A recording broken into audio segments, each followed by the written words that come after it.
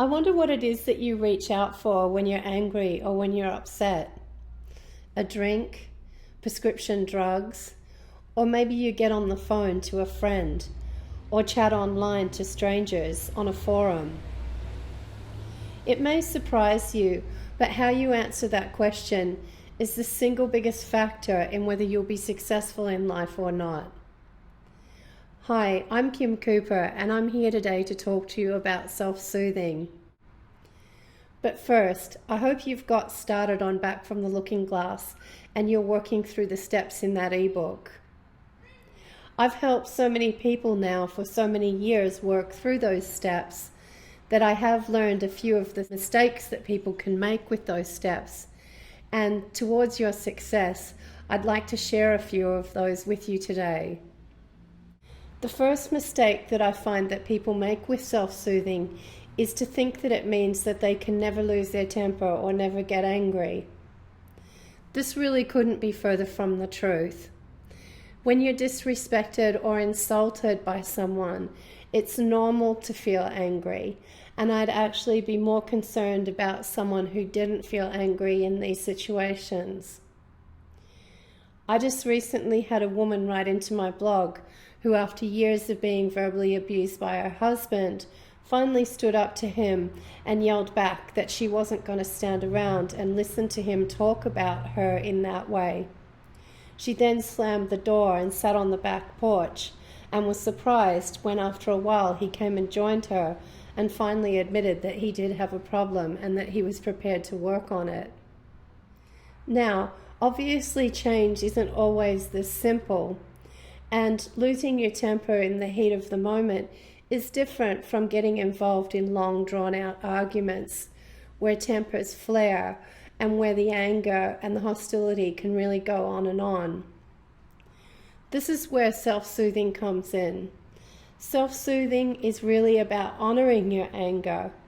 It's about being able to notice when you're angry and realize that it's time to take yourself out of the situation and calm down and regain your sense of inner balance and calm so that you're able to make better decisions about what needs to be done next.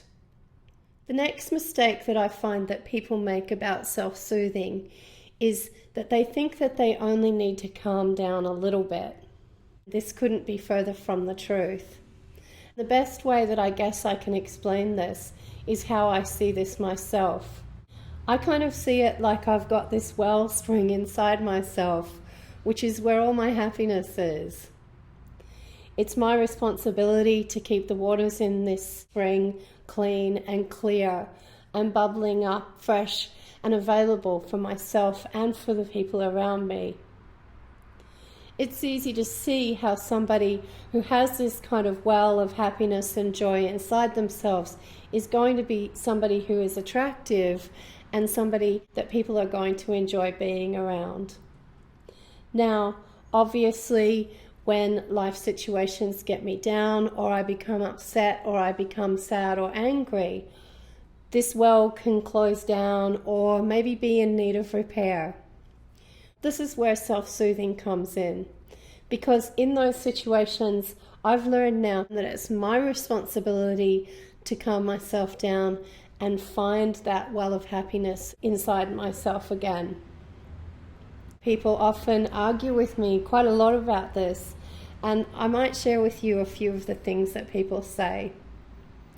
They'll say to me, "But Kim, how can I be happy when he's treating me the way that he does? He's having affairs, and I'm worried about the well-being of my children."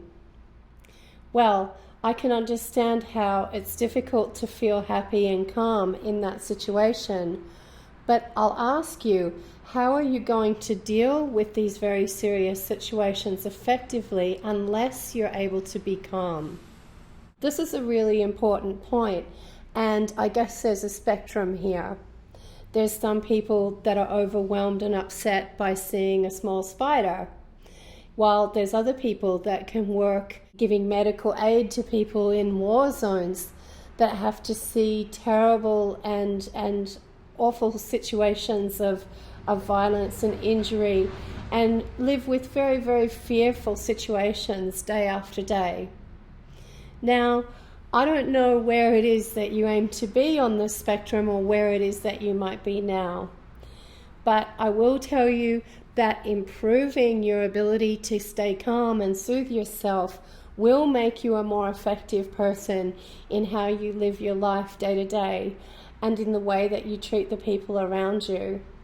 The next argument I get from people is they'll say to me, "But Kim, if I don't get angry about the way I'm being treated, how will it ever change? If I don't get angry, he's just got away with it."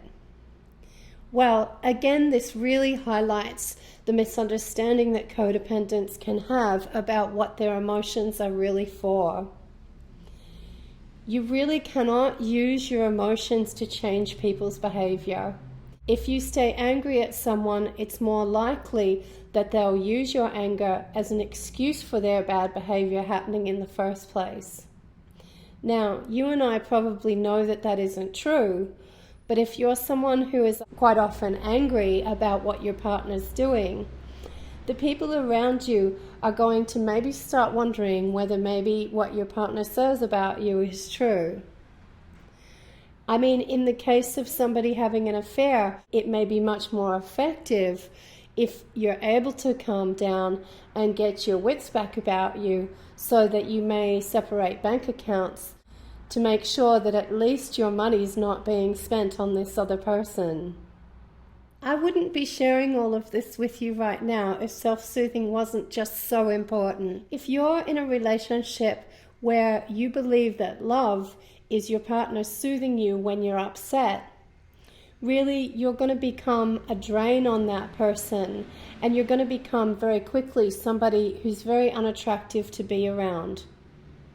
Now, I know that that can be a real challenge because you may have grown up believing that somebody caring for you when you're upset is what love is all about. Well, I can guarantee you that this is not the case. I believed that for many years, but I can tell you firsthand that learning to grow up and deal with my own emotions and soothe myself has left me open to be loved in much more satisfying ways. Now, don't get me wrong, because I know that this isn't easy, but thankfully today I have a cheat to offer you.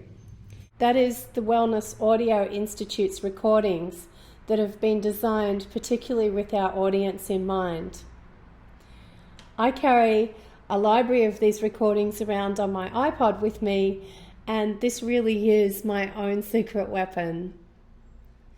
Unlike hypnosis, there's no words in these recordings, and at first they may sound a little bit strange.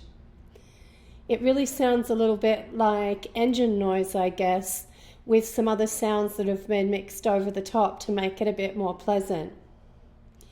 This really is state-of-the-art technology, however, and is really incredibly effective at helping you quickly reach the state of mind that you'd like to be in.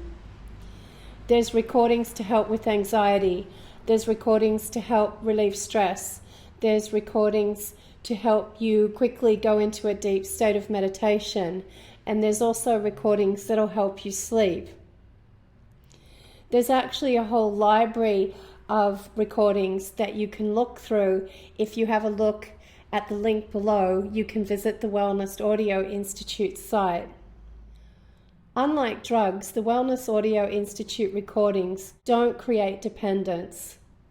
In fact, using these recordings regularly will actually help improve your vagus nerve response, which means that it will actually help you improve your ability to calm down quickly.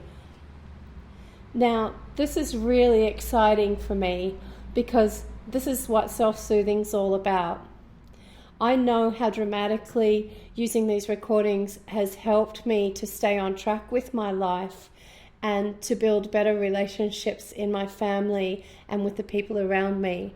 And I really do hope that you will see the power in these and give them a try today.